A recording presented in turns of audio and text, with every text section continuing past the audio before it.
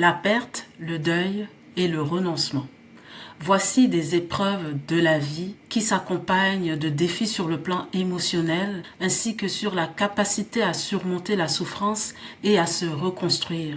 Dans cet épisode, j'aborde la question avec une coach en gestion du deuil qui nous invite à embrasser l'épreuve pour retrouver l'harmonie et la joie de vivre.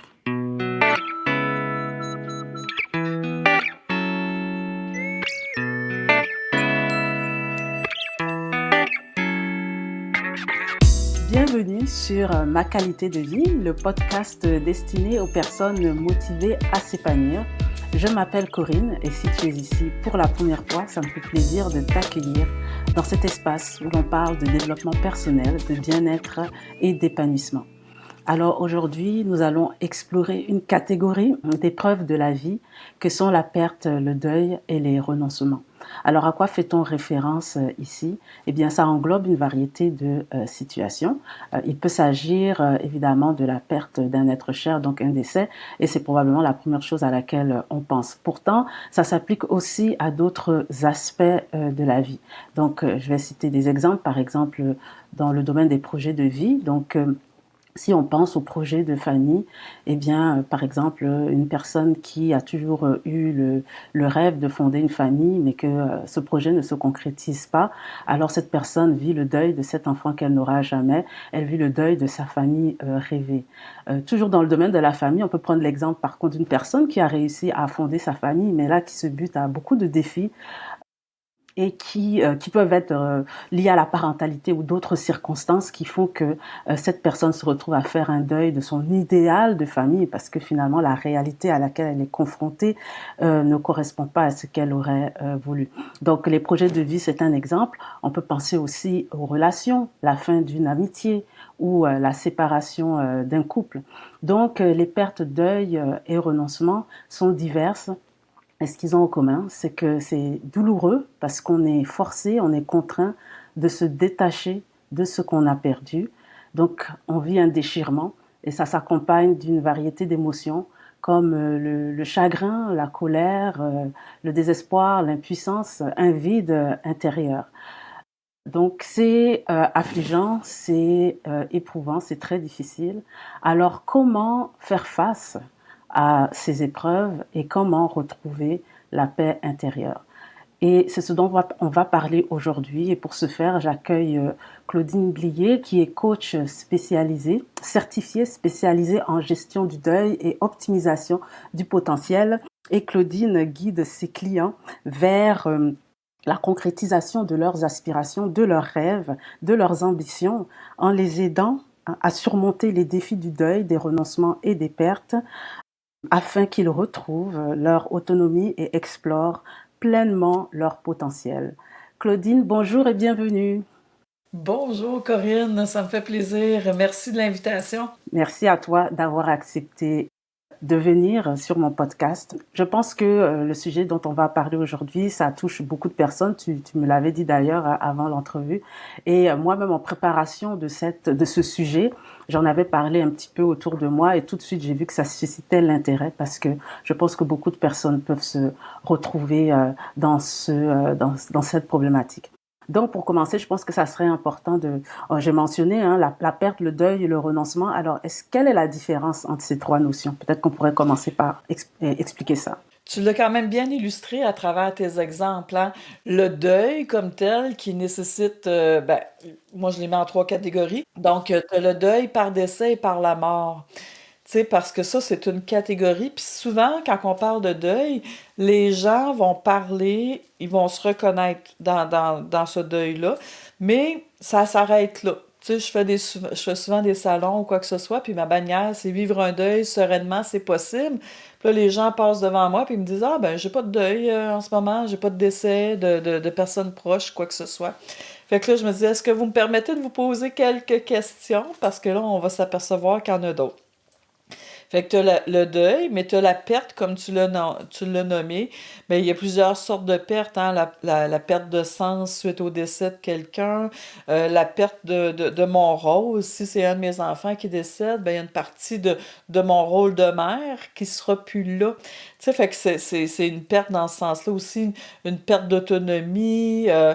Ça va générer aussi son lot de deuil également.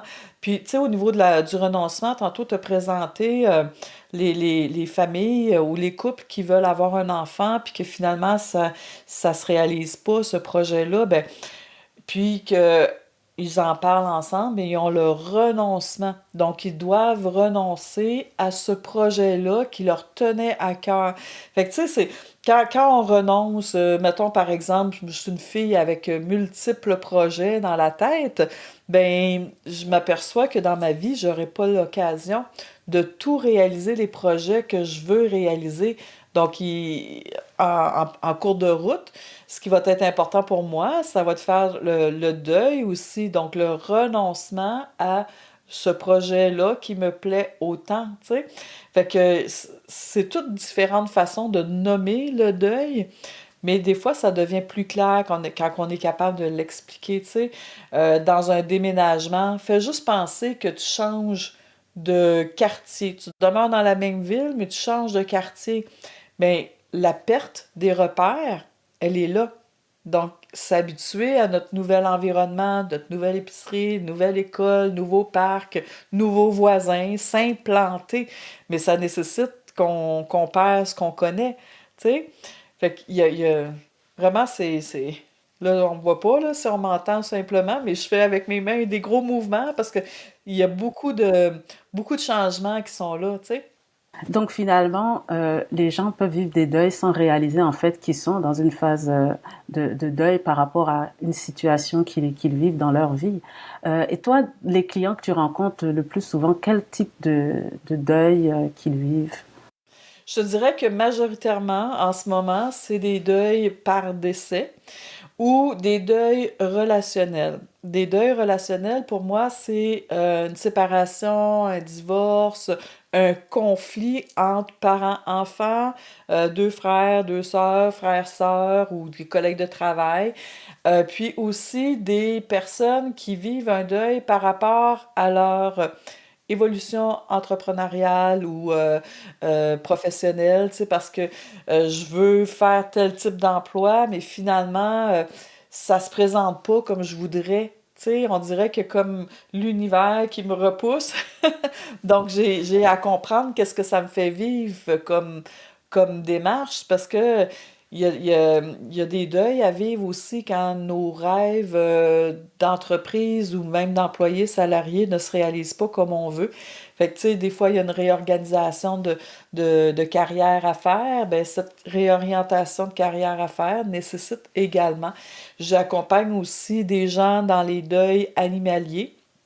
Donc, ça apporte son lot aussi. C'est un deuil, hein. On est attaché à notre compagnon de vie pendant 10-15 ans, puis il arrive le décès de l'animal. Ben, c'est important aussi de travailler sur ce deuil-là. Et souvent, je te dirais que les gens, quand ils commencent à parler avec moi au niveau souvent, je te dirais, on part d'une rencontre plus anodine, puis on s'aperçoit, oh my God, j'ai envie donc ben des deuils. Et souvent, ma façon de traverser les épreuves aujourd'hui et les deuils d'aujourd'hui sont rattachés à ma première histoire de deuil quand j'étais tout petite. Fait que si le ménage n'est pas fait de ce coin-là, ou si on n'a pas examiné ou regardé ou se permettre de vivre notre deuil pleinement, même à cette époque-là, même si c'est arrivé il y a 50 ans, on a moyen de travailler notre deuil puis que ça nous amène dans la légèreté aujourd'hui. Fait que, tu sais, il y a plein de ramifications dans le deuil. Fait que les clients que j'ai, ils arrivent de plusieurs endroits, souvent parce qu'on m'a entendu, souvent parce qu'on m'a référé, souvent parce qu'on me voit dans les publications où je vais vraiment mettre plusieurs détails en termes de deuil que l'on vit. Voilà un petit peu pour aussi conscientiser et faire réaliser aux gens que bon, peut-être cette situation que vous vivez, si vous vous reconnaissez dans cette situation, eh bien c'est vous êtes en train de vivre une sorte de deuil. Et quand on parle, en tout cas quand j'aborde toujours une thématique avec une invitée, quelque chose qui revient souvent, ce sont toujours les fausses idées. Il semble y avoir toujours des fausses idées par rapport aux problèmes vécus. Alors, est-ce qu'il y a des fausses idées aussi sur la thématique de la perte, du deuil et des renoncements? Ben, il y en a tellement. Moi, j'appelle Lesquels? ça des fausses croyances, des fausses perceptions, des fausses pensées, des fausses idées, comme tu dis. Euh, la première que je crois qui est vraiment incroyable qu'on passe ça, c'est de dire que ça va passer avec le temps. Parce que quand on dit ça va passer avec le temps, ben, on s'autorise pas à vivre le deuil tel qu'il doit être vécu. Au contraire, une autre pensée qui vient se jumeler avec ça va passer avec le temps, c'est qu'il faut être forte comme personne. Donc, je vais m'arranger seule avec ce que je vis en lien avec le deuil. Tu sais? Il y a plusieurs personnes qui peuvent penser que de parler du deuil, c'est d'être un fardeau pour les autres. Ils vont avoir peur d'être jugés aussi. Il y a comme, c'est comme si on devait vivre un deuil dans un délai normal. Fait que tu n'oseras pas parler de ton deuil si ça fait plus que 3 mois, plus qu'un an. Certaines personnes vont dire, ah ben, passe à autre chose, change tes idées ou quoi que ce soit. Mais je te dirais, je reviens à la première que je t'ai nommée. Les gens pensent que le temps va faire le temps, puis que ça va devenir plus léger. Mais ce qu'on fait quand on pense que le temps va faire le temps, c'est qu'on met nos sentiments, nos émotions, nos insatisfactions, on met ça en dessous du tapis, en pensant qu'effectivement, ça va faire son œuvre. Sauf que tout ce que je mets en dessous du tapis, à un moment donné, ça fait inconfortable de marcher sur le tapis parce qu'il y a comme une petite bosse, on va s'enfarger dans le tapis. Et souvent, je vais dire que qu'est-ce qu'on met sous le tapis? C'est nos émotions, nos sentiments. Donc, on est en train de mettre notre cœur sous le tapis. Et quand on marche dessus, c'est sur notre cœur qu'on marche. Et là, ça fait mal.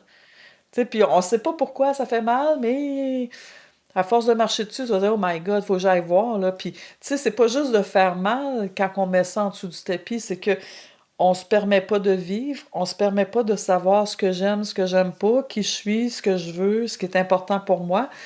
C'est comme ça va venir aussi semer un certain doute, des questionnements, des remises en question sur mes valeurs, sur qu'est-ce que je vaux pour les autres. Tu sais, ça peut venir cultiver, là, je suis pas assez importante, j'ai pas. Tu sais, il y a plein, plein, plein, plein de ramifications face à ça.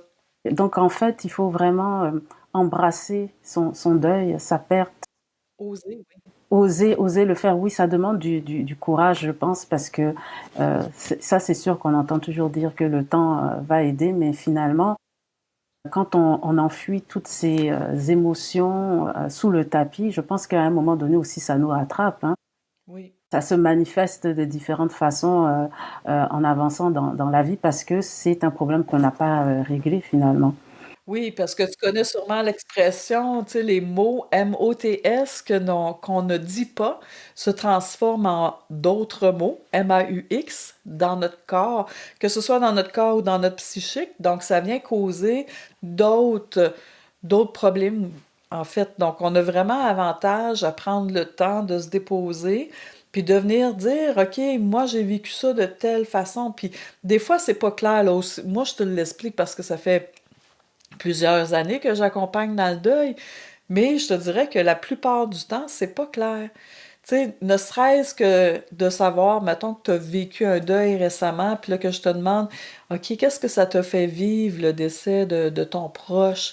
Puis là, tu vas me parler de tout plein d'affaires, mais ça se peut que tu arrives puis que tu me détailles complètement autre chose parce que ça devient difficile de parler de soi, c'est inconfortable des fois, puis on n'est pas habitué à, à gérer ce sentiment d'impuissance-là. Fait que souvent, je vais demander, OK, comment ça s'est passé pour toi dans ton corps, ou qu'est-ce que tu vis comme émotion, puis ça va me dire, OK, ça me fait mal, ça m'a dérangé. Outre ça, qu'est-ce que tu as vécu? Des fois, je vais poser la question en tournant sur 5 6 angles différents pour avoir une émotion, là. Tu sais, ça me fait de la peine, ça m'a déchiré le cœur, ça me rend triste, je vis un manque. Mais tu sais, ça, on n'est pas habitué de mettre les vrais mots sur ce qu'on vit. Oui, on a tendance en fait un petit peu à peut-être rationaliser ce qu'on vit quand on explique comment on a traversé le deuil et des fois l'émotion est derrière, mais c'est comme si on veut pas la laisser sortir. Mais On veut quand pas. on oui, mais quand on creuse comme tu fais, tu creuses et tu passes par différents chemins pour aller chercher ça. Je pense que les gens peuvent même être amenés à non seulement dire quelle est l'émotion, mais peut-être même dans le cas du chagrin, pleurer, littéralement aussi, Ben oui, parce que là, ça c'est sûr. sort.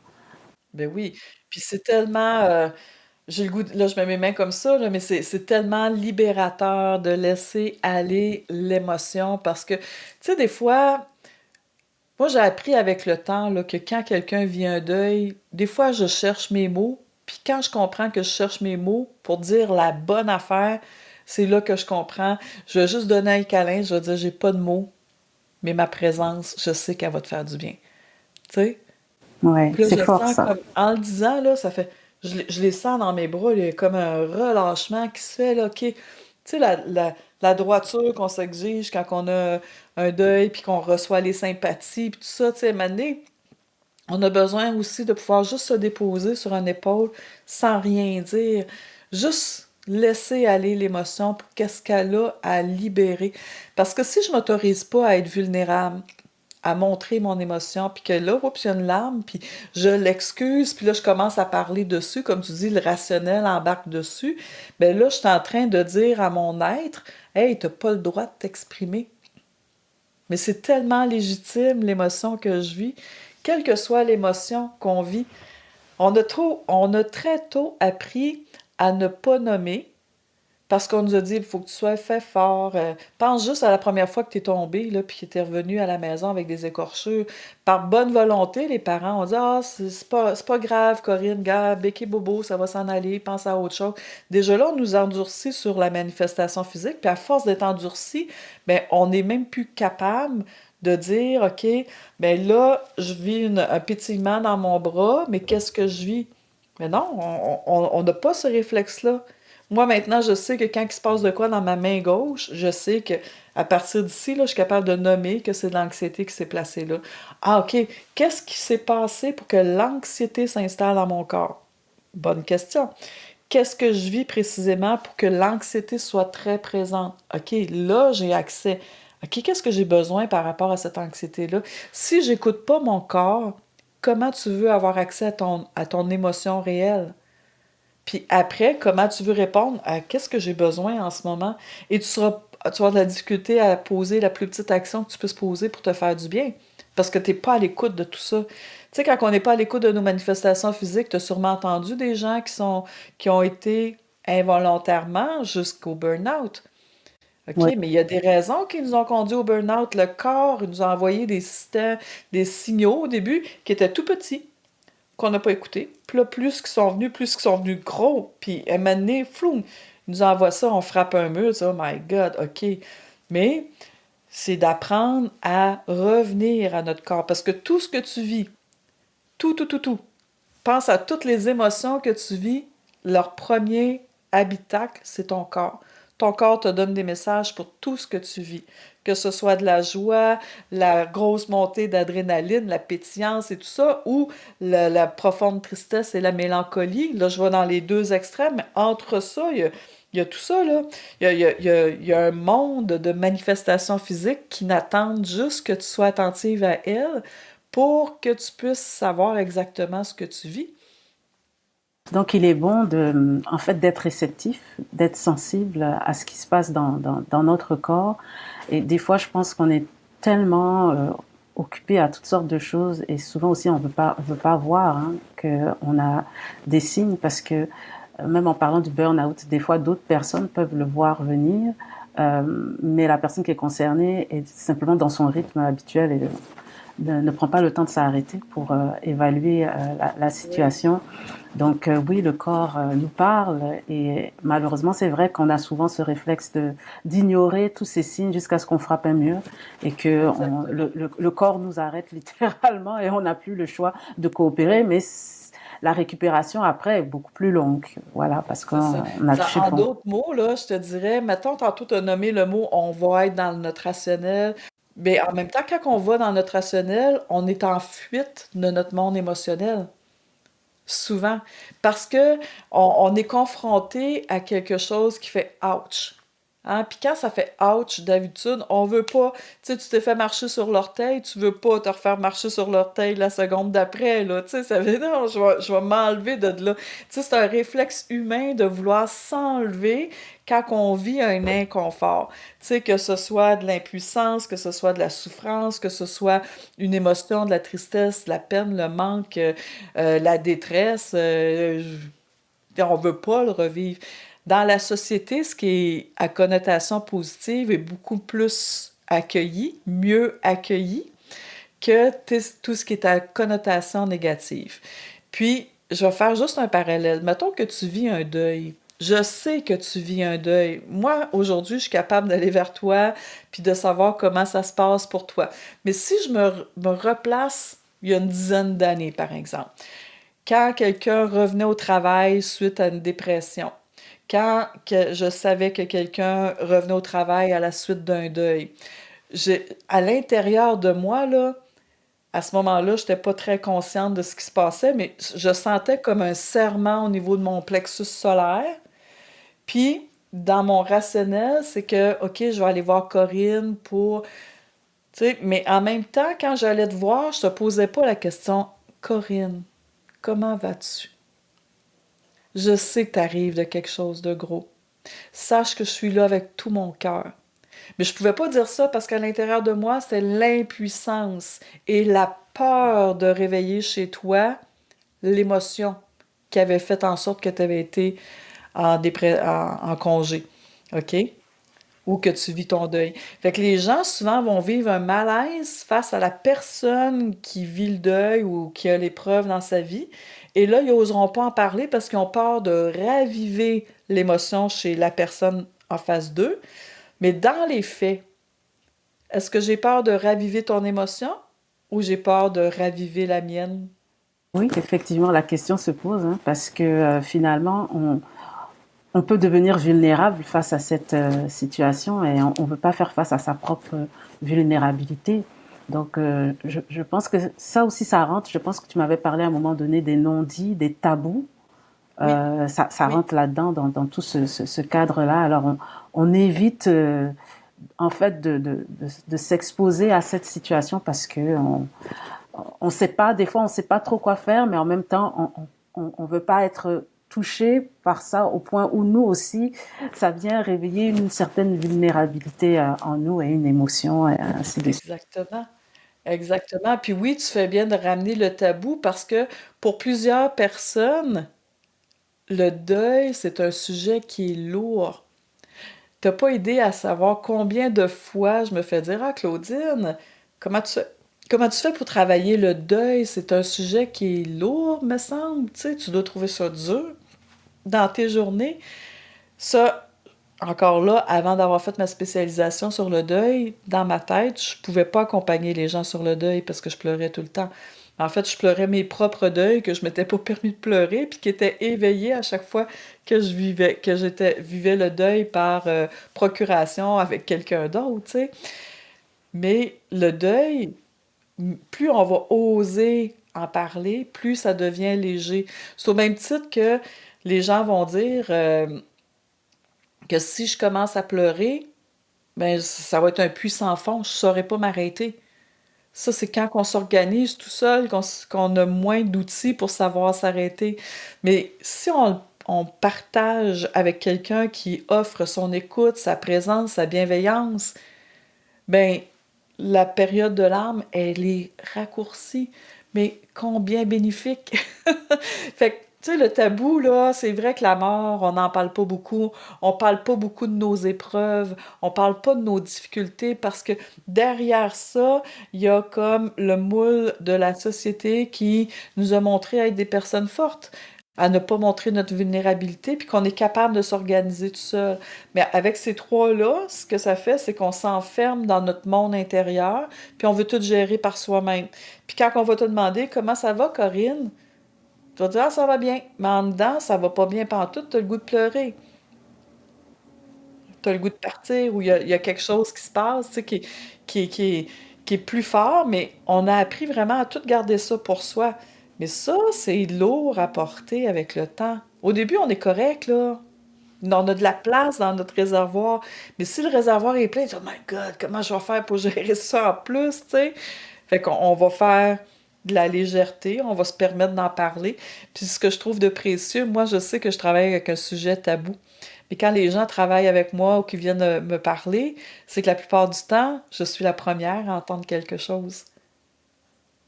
Et là, genre, wow, moi, je trouve ça précieux. Ils en ont pas parlé à personne d'autre avant toi. Exactement, ils n'ont pas osé. Ouais, c'est vraiment précieux. Et dans le fond, oui, euh, on vit chacun les deuils différemment, mais c'est sûr que c'est très, très émotionnel. Tu as parlé de se libérer. Alors, qu'est-ce qu'on doit faire pour s'apaiser le cœur? Ben, premièrement, je te dirais, face à un deuil, on a un petit peu parlé tantôt, on est dans le rationnel, on va faire tout plein de choses, hein. On va s'activer, dans mon jargon, on va s'activer, on va faire plein de choses pour éviter d'être en contact avec ce que l'on vit. Donc, j'aurais le goût de te dire, si tu traverses une épreuve ou un deuil actuellement, prends le temps de t'offrir du temps.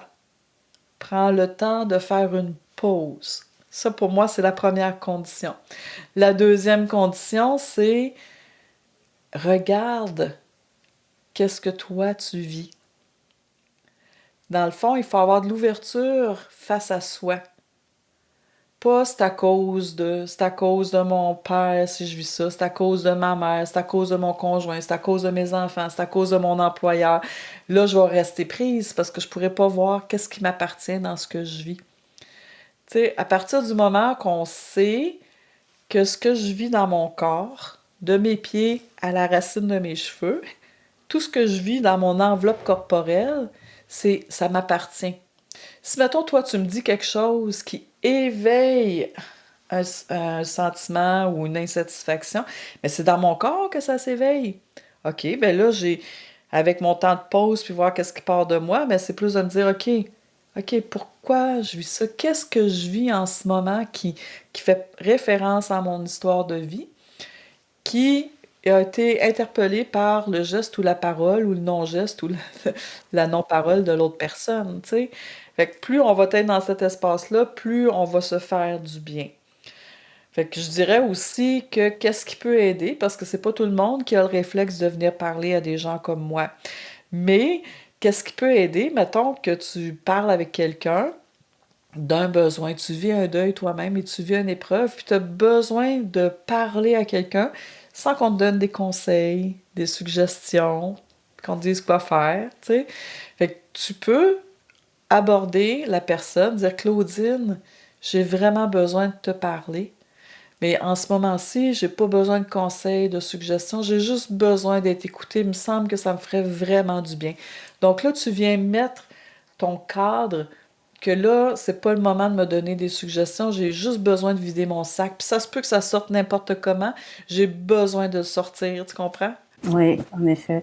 Donc oui, ça montre qu'il y a différents cas de figure en fait quand on vit le deuil. Je pense d'ailleurs au fait que des fois certaines personnes aussi peuvent vivre des blocages, c'est-à-dire qu'elles n'arrivent pas à avancer quelque part. Le deuil les a bloquées et pour la suite de leur cheminement de vie, elles sont un peu figées dans cet état-là parce qu'elles n'ont pas encore réussi à surmonter l'épreuve. Alors qu'est-ce qu'on peut faire dans ce cas-là? Ben, en fait, c'est, tu sais, dans les deux premières conditions, donc de prendre un temps de pause puis d'avoir de l'ouverture à voir ce qui part de soi. Mais après, c'est toute la démarche qui va, premièrement, enclencher les prises de décision, les prises de conscience, excuse-moi. Parce que tant que j'en ai pas conscience, que je vis des insatisfactions, qu'il y a des freins ou quoi que ce soit, ben, ils vont continuer à se répéter. Mais tu sais, il y a des gens comme moi ou d'autres personnes, dans l'accompagnement, ben, on permet de créer un milieu, un espace sécuritaire où tout peut être dit, le rythme est respecté, tout ça. Fait que déjà, de venir déposer qu'est-ce qui se passe pour soi, ben, ça peut permettre des prises de conscience. Si on ne peut pas s'offrir de l'accompagnement, par exemple, comme je te disais tantôt, on peut se permettre d'aller vers les gens chez qui on va savoir qu'ils vont avoir une bonne écoute, une belle réceptivité, qui vont respecter mon besoin d'être écouté. Et on pourrait jumeler à ça aussi des périodes d'écriture. Parce qu'à travers l'écriture, si on permet de se déposer, puis là, je dirais vraiment l'écriture à la main, là, parce que le temps que ça part de mon cerveau, que ça s'en aille à la main, puis que ça se dépose sur le papier, est quand même là aussi un temps d'intégration. Puis tu sais, c'est tellement précieux. Moi, je dirais, fais de l'écriture automatique. Écris sans venir dire, ah, c'est pas bon ce que j'écris, ah, faudrait que j'ai. Tu sais, de chercher à vouloir être parfaite là, dans ton écriture, là, t'es pas là. Tu vas écrire, mais en laissant aller ce qui est là. Puis moi, je le fais souvent, puis mettons, mettons que je vis un sentiment de vide, par exemple. Fait que, mettons, dans ma page, je vais marquer le sentiment de vide. Et là, je vais dire, OK, comment le sentiment de vide se manifeste dans ma journée? Donc, OK, je me réveille ce matin, j'ai comme un sentiment de vide qui est placé au niveau du plexus solaire. Ça m'amène à décrire ce sentiment de vide-là. Il ressemble à quoi, mon sentiment de vide? Puis là, tu sais, je peux écrire là-dessus.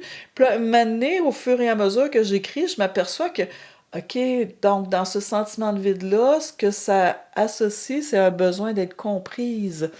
Comme, puis là, tu sais, j'aurais besoin d'être comprise dans quel aspect? Comprise par qui? Par moi? Par l'autre? Par mes enfants? Tu sais, mais c'est souvent comprise par moi. Qu'est-ce que j'ai besoin de comprendre que mon sentiment de vide a besoin de me communiquer aujourd'hui? Puis là, tu sais, quand je relis ça, je me dis, oh my God, hey, c'est intéressant. Je suis partie d'une situation où il y avait une contraction, mettons, intérieure, mon espace, mon plexus solaire, j'ai senti une contraction. Et là, le fait d'écrire, ça vient dégager, et je le sens même physiquement, là, l'ouverture au niveau du plexus solaire qui fait OK. Mais ça m'a permis de voir qu'est-ce qui causait la contraction, ça m'a permis de voir qu'est-ce que j'avais besoin, et ça m'a permis aussi de mettre en place des mini-actions pour m'occuper de moi dans le moment présent. Puis des fois, c'est pas des grosses actions, là. Ça va être de OK, je vais me concentrer, descendre, mettre mes deux mains sur mon cœur, prendre une grande inspiration, fermer mes yeux, juste être en contact avec la vibration qui vibre sous mes mains, juste le faire là, dans le moment présent, ça m'amène une certaine forme de calme et de paix. Et l'ouverture, je la sens même sous mes mains. Fait que tu sais, des fois, c'est pas besoin d'être grand-chose.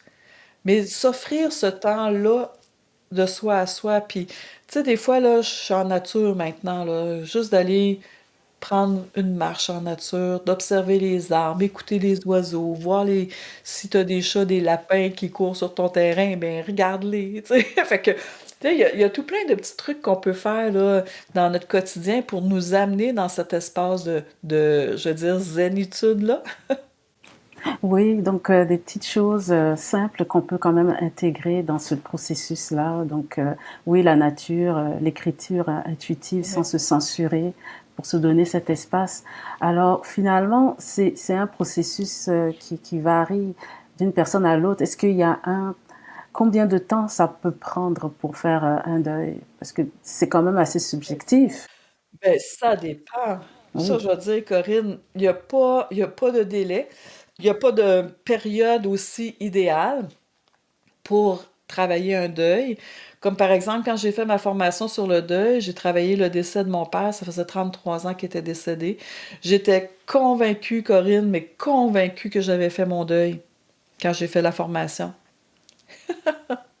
Et tu as eu la surprise de réaliser que des émotions sont revenues. Ben, c'est parce que j'ai réalisé que mon deuil était pas du tout fait, que j'étais pris Ah, dans le système de la victime, tu sais, que j'étais pas tout en résolution de deuil, mais vraiment à subir ma vie suite à ce deuil-là, tu sais. Et pourquoi je suis spécialisée dans le deuil aujourd'hui, puis pourquoi ça me passionne autant, c'est parce qu'à travers ce parcours-là, j'ai vu à quel point c'était libérateur de travailler nos deuils. À partir de cette formation-là, j'ai été le feu d'artifice dans le ciel. Avant ça, j'étais le dernier bâton du feu d'artifice dans l'entrepôt. Tu sais, ça l'a amené tellement de légèreté, de reprise de pouvoir. Et c'est pour ça que je te dis, moi, je suis archi convaincue du bienfait que ça fait de parler de nos épreuves, de nos difficultés, d'oser lever le voile sur mon monde intérieur, tu sais. Parce que mon monde intérieur, pour plusieurs personnes, quand on lève pas le voile, pour plusieurs personnes, il y a rien qui se passe. La flamme est presque éteinte, tu sais. On voit que ça peut être dur comme un bloc de béton, mais non, quand on lève le voile sur ces difficultés-là, qu'on se permet d'être en contact avec soi, ça, ça donne un monde qui est peuplé. C'est vivant là, à l'intérieur de moi. Avant ça, là, je t'ai donné le bloc de béton parce que je pense que mes émotions, avant ça, étaient sous une dalle de béton de 6 pieds d'épaisseur, puis elle n'était pas fissurée pantoute, la dalle de béton. Mais avec le temps, ben, ma dalle de béton, elle est plus là. Maintenant, c'est vivant à l'intérieur de moi. C'est tellement le fun là, de goûter à cette mouvance-là parce que c'est beaucoup moins limitant. Fait que j'ai des gens qui, après, parce que ce que je propose habituellement en termes d'accompagnement, c'est des rencontres c'est un bloc de 10 rencontres. OK? Parce que je sais exactement où je m'en vais à travers ces accompagnements-là. OK? Puis chaque rencontre a son défi et tout ça. Et je te dirais, au cours des 5, 6 rencontres, je vois une transformation dans le regard, dans le teint. Fait que là, tu sais, c'est le fun de voir les gens cheminer là-dedans.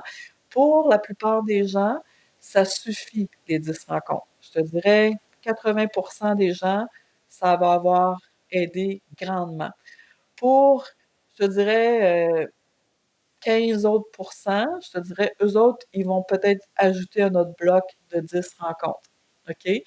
Et en cas exceptionnel, ben, il y en a qui choisissent de continuer à travailler jusqu'à temps qu'ils retrouvent ce bonheur, cette légèreté-là, ce plaisir d'être.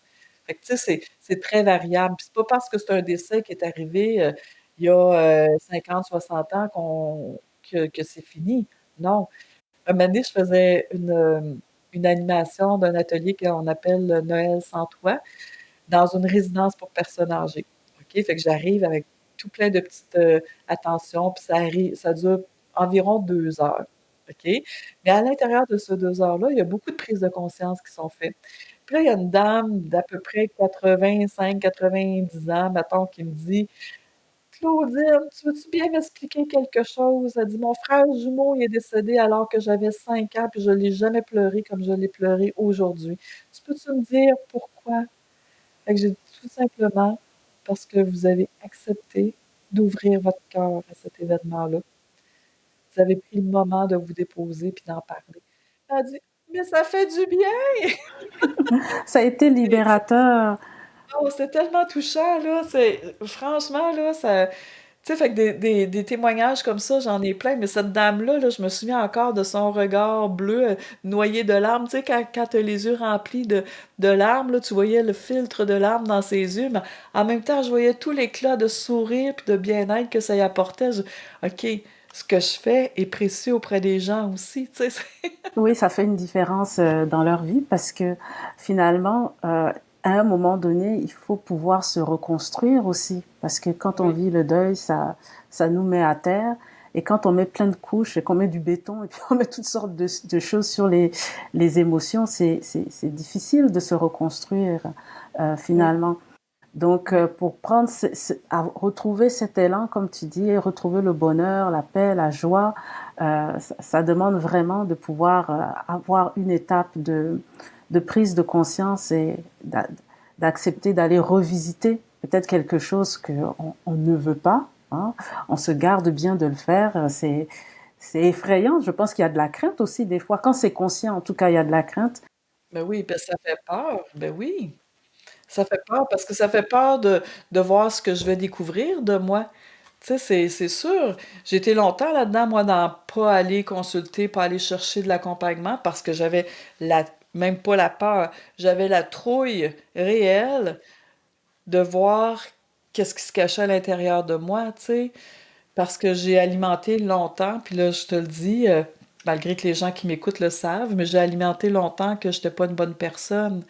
Fait que, tu sais, de travailler sur moi, est-ce que ça venait valider que j'étais pas une bonne personne?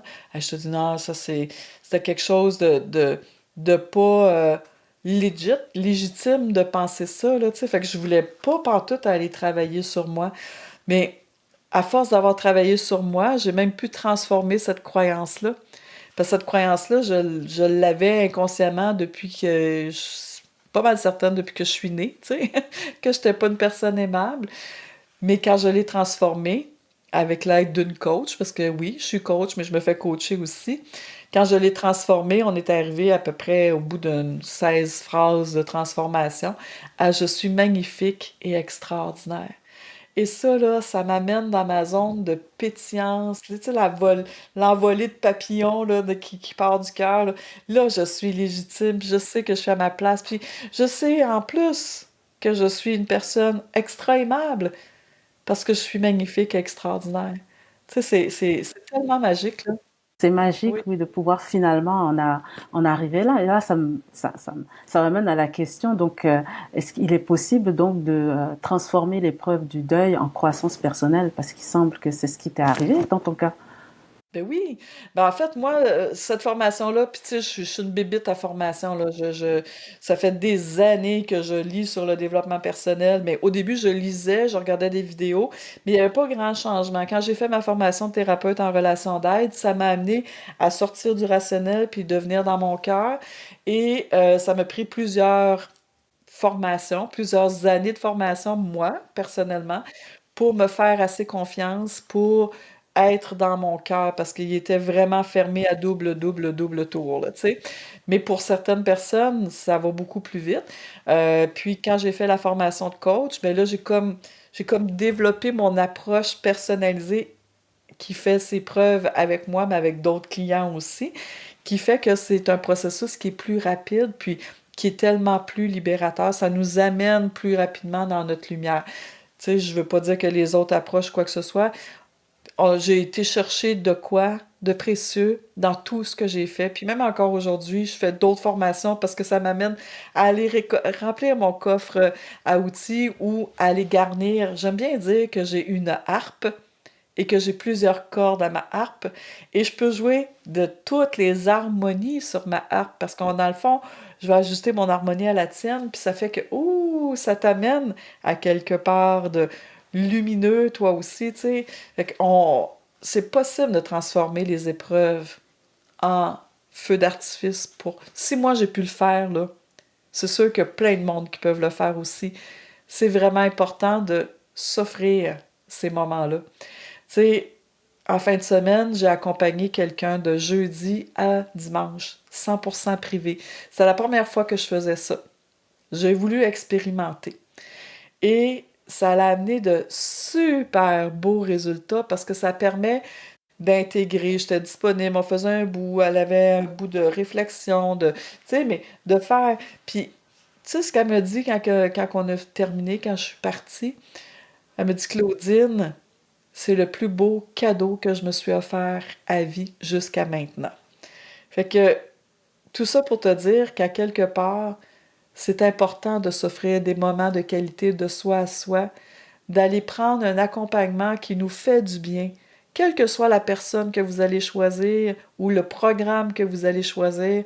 Votre critère numéro un, là, c'est est-ce que ça résonne dans mon cœur? Si la personne, son énergie résonne dans votre cœur, si le programme, le livre, là j'ai sorti ça parce que je veux t'en parler, le jeu de cartes résonne dans ton cœur, c'est parce que c'est quelque chose qui va te faire du bien. Alors n'hésite pas. C'est vraiment beau ce que tu dis, Claudie. Donc finalement, l'épanouissement est possible après avoir vécu une perte significative ou un deuil ou avoir renoncé à quelque chose. C'est possible de s'épanouir, tout n'est pas perdu. Et il faut s'ouvrir à ça. Ouais. Tout n'est pas perdu parce que ce qui est principe, ce qui est beau dans la vie, c'est que tout change. Même si je suis dans une période difficile, ça dure un jour, un mois, un an, 15 ans, 30 ans, 50 ans.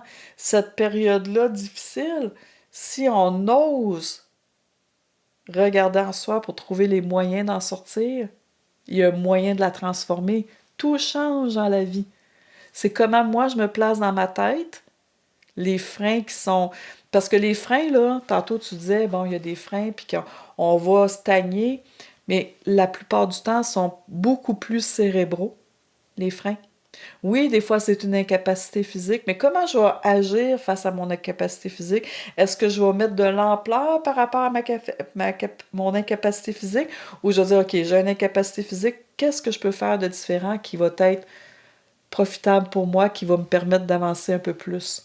Tu sais, il y a, il y a beaucoup de choses que c'est dans notre façon de voir. C'est vraiment comment on se positionne dans notre tête par rapport à ce Oui, qu'on vit qui fait toute une différence. dans notre tête, dans notre cœur, quand on réussit à faire l'harmonie entre les deux. Ouais, l'alignement. Quand on arrive à aligner tout ça. Exactement, Oui. exactement. Ouais. Alors, vas-y, parle-nous de tes cartes. Oui. Ben oui, je sais pas si t'as vu passer. T'as-tu vu passer ma création? Non, j'ai pas vu passer ta création. Ok. Alors, Je te remets parle-en-nous. la Ah, boîte, c'est beau. c'est trésor intérieur. Donc, c'est guidance et réconfort en période de deuil et d'épreuves dans la vie. Donc, c'est des cartes que j'ai créées. Moi, j'adore beaucoup parce que c'est en plus dans mes couleurs de compagnie. Et en fait, il y a une image, ben, il y a 5 catégories, il y a toujours une image qui est associée, la phrase qui décrit l'image, puis il y a un texte aussi qui vient décrire la phrase plus en profondeur, et une phrase mantra répétée dans le courant de la journée. Puis c'est drôle que ce soit cette carte-là qui soit le dessus, je veux pas la brasser.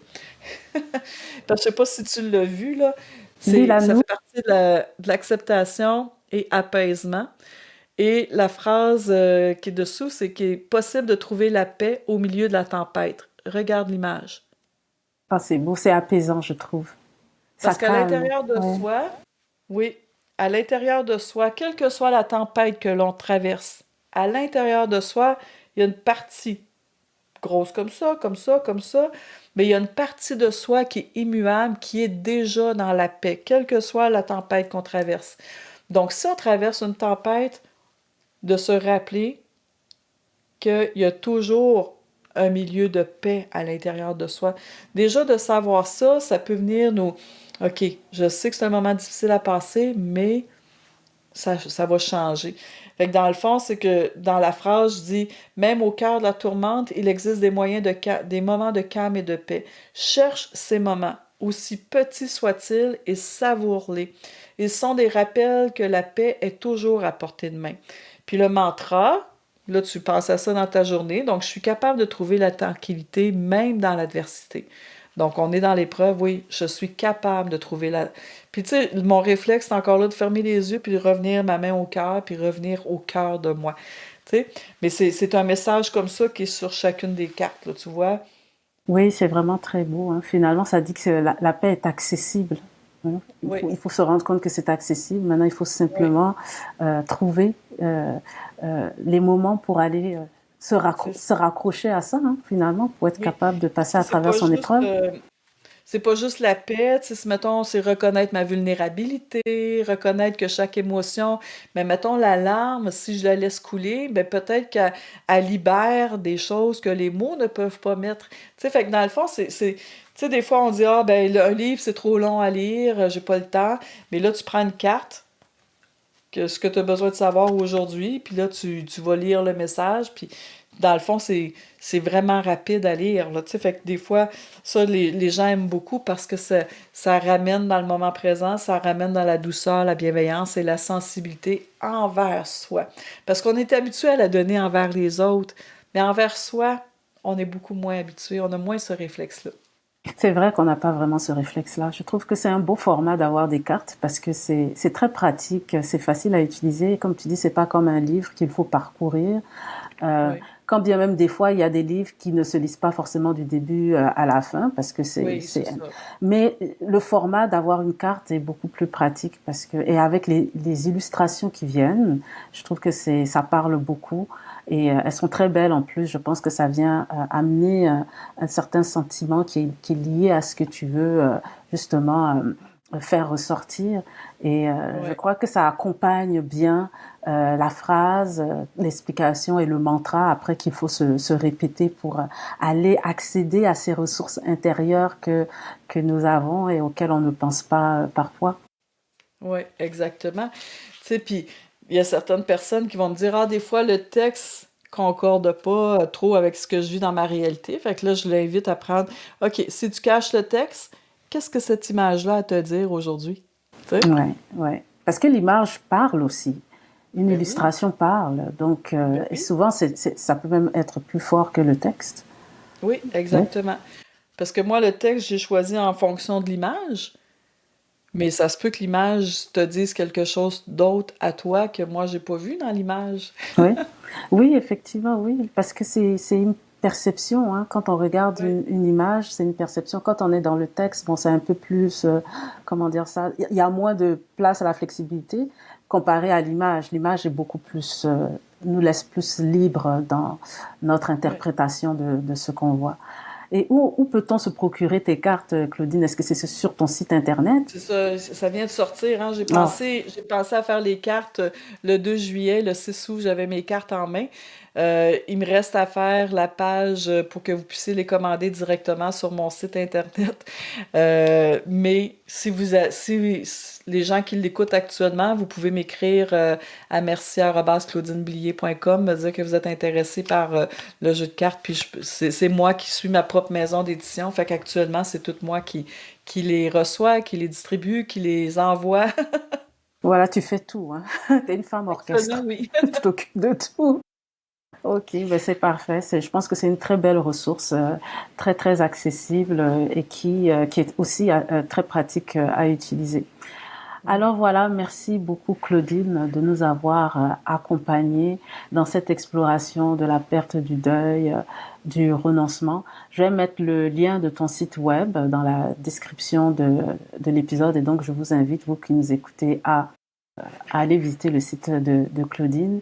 Et je vous remercie aussi à vous d'avoir été présent pour ce sujet lourd et difficile. Je suis sûre que ça vous a aidé. Si vous pensez que ça peut aussi faire écho avec quelqu'un de votre entourage que vous connaissez, n'hésitez pas à partager cet épisode aussi. Alors voilà, merci beaucoup et n'oubliez pas de vous abonner à Ma qualité de vie et je vous retrouve bientôt pour un prochain épisode. À la prochaine.